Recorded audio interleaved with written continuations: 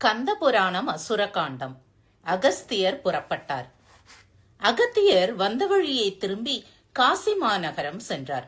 காசி விஸ்வநாதரையும் காசி விசாலாட்சியையும் பூஜித்து தமது விந்தியமலை பயணத்தை தொடர்ந்தார்.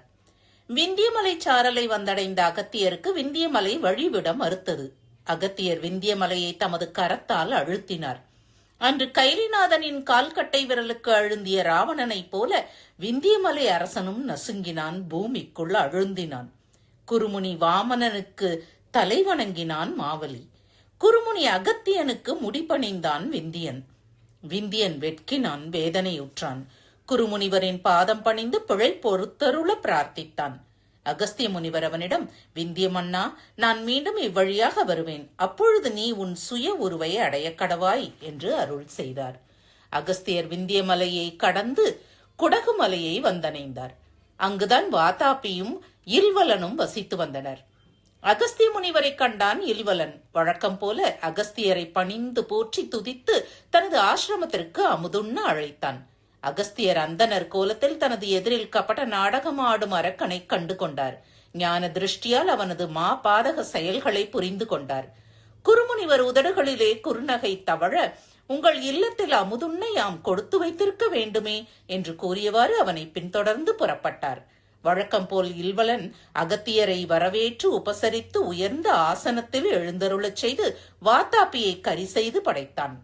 முக்காலமும் உணர்ந்த திரிகால ஞானியான அகஸ்திய மாமுனிவர் இலையில் படைத்ததை உட்கொண்டு ஏப்பமும் விட்டார். அகஸ்தியர் வயிற்றை தடவிக்கொண்டே வாதாபி ஜீரணோ பவ என்றார். அக்கணமே அவரது சக்தியால் வாதாபி அவனது வயிற்றுக்குள்ளேயே ஜீரணமாகிவிட்டான். அகஸ்தியரின் தப்போவன்மையை உணராத அரக்கன் அவரை பார்த்து பயங்கரமாக சிரித்தான். குருமுனிவரே, உம்மை என்ன செய்கிறேன் பார் என்று கூறியவாறு வாதாபி என்று மும்முறை அழைத்தான். வாதாபி வயிற்றை கழித்துக் கொண்டு வெளியே வரவில்லை. இல்வலன் திடுக்கிட்டான். குருமுனிவர் அரக்கனை அலட்சியமாக பார்த்தார். அரக்கன் இடியுண்ட நாகம் போல ஆனான். அகஸ்தியர் அவனை பார்த்து, நீயும் உன் தம்பியும் இத்தனை நாளும் செய்து வந்த மகா பாதக செயல்களுக்கு ஒரு முடிவு கட்டவே யாம் வந்தோம். வாதாபி வழக்கம் போல் வயிற்றை கிழித்துக் கொண்டு வருவான் என்று எண்ணாதே. அவன் எப்பொழுதோ என்னுள் ஜீரணமாகிவிட்டான் என்றார். இல்வலன் பெரிய தண்டத்தை கையில் எடுத்துக்கொண்டு அகஸ்தியரை கொல்ல வந்தான். அகஸ்தியர் அவன் மீது தர்ப்பையை சிவாஸ்திரமாக பிரயோகித்தார். அக்கணமே அவனும் ஆண்டான். அரக்கர்களை கொன்ற அகஸ்தியருக்கு பிரம்மகதி தோஷம் பற்றி கொண்டது. அகஸ்தியர் சிவ பூஜை செய்து தமக்கு ஏற்பட்ட தோஷத்திற்கு பிரயாச்சித்தம் செய்து கொண்டார். அகஸ்தியர் அங்கிருந்து புறப்பட்டு கொங்கு நாட்டை வந்தடைந்தார். கொங்கு நாட்டில் தங்கியிருந்து சிவபூஜை செய்து வரலானார். இத்தருணத்தில் சீர்காழியில் மூங்கில் மரக்காட்டில் மூங்கிலோடு மூங்கிலாக வசித்து வரும் அமரேந்திரன் சிவ பூஜைக்கு மலர் தரும் நந்தவனம் வாடிவிட்டதே என்று வருந்திக் கொண்டிருந்தான். அது சமயம் நாரதர் அங்கு வந்தார். நாரதரை கண்டு வணங்கி வழிபட்டான் அமரேந்திரன்.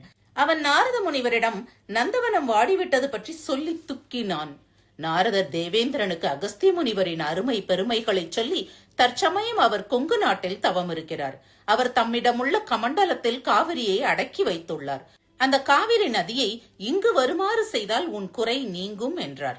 நாரதர் நவின்றது கேட்டு, அஞ்ஞனமாயின் அதற்கு நான் என்ன செய்ய வேண்டும் என்று கேட்டான். விநாயக பெருமானை எண்ணி தவம் புரிந்தால் உன் எண்ணம் ஈடேறும், காவிரியும் இங்கு பெருகி வரும் என்று நல்வாக்கு சொல்லி நாரதர் இந்திரனிடம் விடைபெற்று சென்றார். நாரதரின் உபதேசப்படி தேவேந்திரன் ஸ்ரீ கணேச பூஜையை தொடங்கினான். அமரேந்திரனின் பூஜைக்கும் பக்திக்கும் மனம் கனிந்த கணநாதர் அமரேந்திரனுக்கும் பிரத்யக்ஷமானார். விநாயகரை வலம் வந்து போற்றி, பெருமானே, அகஸ்திய முனிவர் கமண்டலத்தினுள் அடக்கி வைத்திருக்கும் காவிரி நீரை கவிழ்த்து இத்தலத்தின் வழியே பெருகி ஓடச் செய்ய வேண்டும் என்று பிரார்த்தித்தான்.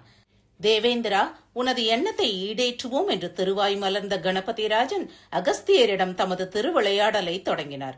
அமரேந்திரனும் தும்பிக்கை விநாயகரின் நம்பிக்கையான வார்த்தைகளால் நெஞ்சம் மகிழ்ந்தான். கொங்குமலை சாரலில் அகஸ்தியர் கண்ணை மூடிக்கொண்டு தியானத்தில் அமர்ந்திருந்தார். விநாயகர் காகம் உருக்கொண்டார். பறந்து சென்ற அகஸ்தியர் அருகே இருந்த கமண்டலத்தின் மீது அமர்ந்தார். அகஸ்தியர் கண் விழித்தார். கமண்டலத்தின் மீது அமர்ந்திருக்கும் காகத்தை விரட்டினார். காகம் கமண்டலத்தை கவிழ்த்துவிட்டு பறந்தது. அதுவரை கமண்டலத்துள் அடங்கியிருந்த காவிரி நீர் ஆறாக பெருக்கெடுத்து ஓடத் தொடங்கியது. விநாயக பெருமான் அந்தன சிறுவனாக அவர் முன் தோன்றினார். அகஸ்தியருக்கு ஆத்திரம் பொங்கி வந்தது.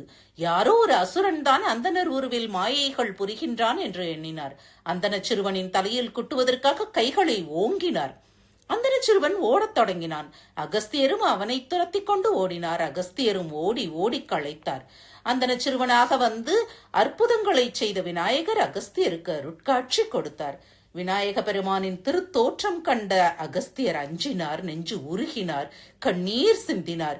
பெருமானை குட்டுவதற்காக ஓங்கிய கைகளால் தமது தலையில் பலமாக குட்டிக் கொண்டார். விநாயகரிடம் பிழை பொறுத்து அருளுமாறு பிரார்த்தித்தார். விநாயகர் முகம் மலர சிவபூஜை செய்யும் தேவேந்திரனின் மலர்வனம் மழையின்றி உலர்ந்து போனது. இந்திரனின் பிரார்த்தனையை ஏற்று காவிரியை பெருகவிட்டு மலர்வனம் செழிக்க வைக்க எண்ணினேன். உமது கமண்டலத்தில் அடக்கி வைத்துள்ள காவிரி நீர் அத்தலத்தில் பெருகுவதால் தேவேந்திரன் சிவ பூஜைக்கு மிகவும் பயனுள்ளதாகும் என்று திருவாய் மலர்ந்தார். அகஸ்தியர் விநாயகரை தொழுது, அடியேன் சிவபெருமானின் கட்டளைப்படி பொதிகை மலைச்சாரலுக்கு காவிரியுடன் சென்று கொண்டிருந்தேன். ஈசனின் திருமஞ்சனத்திற்கு எடுத்துச் செல்லும் கமண்டல நீர் சற்று கூட மிஞ்சாது போய்விட்டதே என்றுதான் வருந்துகிறேன் என்றார். விநாயக பெருமான் பெருகி ஓடும் காவிரியை துதிக்கையால் அள்ளி எடுத்து கமண்டலத்தில் நிரப்பினார். அகஸ்தியரை தங்களுக்கு யாது வரம் வேண்டும் என்று விநாயகர் வினவியதும் அகஸ்தியர், முழுமுதற் பரம்பொருளே, அருட்புணலே, எம்மை போல் தங்கள் திருமுன் நெற்றியில் குட்டிக்கொள்ளும் பக்தர்களுடைய குறைகளை தேவரீர் தீர்த்து பேரருள் புரிய வேண்டும் என்று பிரார்த்திக்கிறேன் என்று கேட்டுக்கொண்டார். விநாயகர் அகஸ்தியரின் பிரார்த்தனையை ஏற்று அருள் புரிந்தார். அகஸ்தியர் விநாயக பெருமானை துதி செய்தவாறு தமது தென்திசை பயணத்தை தொடர்ந்தார். அகஸ்தியர் ஆங்காங்கேயுள்ள திருத்தலங்களை தரிசித்த வண்ணம் திருக்குற்றாலம் என்னும் திருத்தலத்தை வந்தடைந்தார். அத்திருத்தலத்தில் உள்ள திருமுற்றம் என்னும் திருக்கோவிலில் ஸ்ரீமன் நாராயணன் எழுந்தருளி இருந்தார். அத்திருத்தலம் வைஷ்ணவர்களின் கோட்டமாக விளங்கியது. அத்தலத்தில் சைவர்களை காண்பது மிக அரிது. அப்பேற்பட்ட நகரத்துக்கு அகஸ்தியர் திருவெண்ணீரும் ருத்ராட்ச மாலைகளும் விளங்க வந்து சேர்ந்தார். அகஸ்தியரை கண்ட வைஷ்ணவர்கள் வழிமறித்தனர். சைவ மதத்தை சார்ந்த உமக்கு இந்த பட்டணத்திற்குள் பிரவேசிக்க என்ன தைரியம்? வந்த வழியை திரும்பிவிடும். வைஷ்ணவர்களின் எச்சரிக்கைக்கு அகஸ்தியர் மறுப்பு ஏதும் சொல்லவில்லை. அகஸ்தியர் சற்று தூரம் சென்றார். தமது மாயா சக்தியினால் தம்மை ஒரு வைஷ்ணவ அடியாராக மாற்றிக்கொண்டார். நெற்றியிலும் மேனியிலும் திருமண் துலங்க நகருள் வந்தார் அகஸ்தியர். வைஷ்ணவர்கள் அகஸ்தியரை வணங்கி ஆலயத்திற்கு அழைத்துச் சென்றார்கள். அகஸ்தியர் வைஷ்ணவ அன்பர்களை பார்த்து, மெய்யன்பர்களே, நான் அரி பூஜை புரிய ஆசைப்படுகிறேன் என்றார். திருமால் அடியவர்கள் தடை ஏதும் கூறவில்லை. அகஸ்தியர் பஞ்சாட்சர மந்திரத்தை மனதால் தியானித்து திருமாலின் திருமுடி மீது தனது கரத்தால் அழுத்தினார். அக்கணமே திருமால் விக்கிரகம் சிவலிங்க வடிவம் பெற்றது. இந்த அதிசயத்தை கண்டு ஸ்ரீ வைஷ்ணவ அன்பர்கள் வியந்தனர். ஹரிஹர பேதம் மறந்தனர். இங்கனம் அறியும் சிவனும் ஒன்றே என்பதனை உலகிற்கு உணர்த்தினார் அகஸ்தியர். இந்த உண்மையை உணர்வதற்கு சக்தியற்ற திருமாலின் சில தொண்டர்கள் அகஸ்தியரை தண்டிப்பதற்கு படையென திரண்டு வந்தார்கள். அகஸ்தியரை சூழ்ந்து நின்றார்கள். அகஸ்தியர் கண்களில் கோபக் கனல் பறக்க திருமால் அடியார்களை நோக்கினார். அந்த கோபாக்னி அவர்களை தகிக்கும் வண்ணம் உக்கிரமாக புறப்பட்டது. திருமால் அடியவர்கள் அஞ்சி நடுங்கி ஊரை விட்டே ஓடி ஒளிந்தனர். அதன் பிறகு குற்றால நகரம் சைவர்களின் இருப்பிடமானது. குற்றாலத்தில் வைஷ்ணவர்களும் கூடினர்.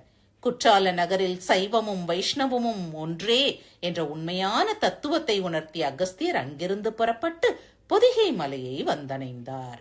வெற்றிவேல் முருகனுக்கு அரகரோகரா.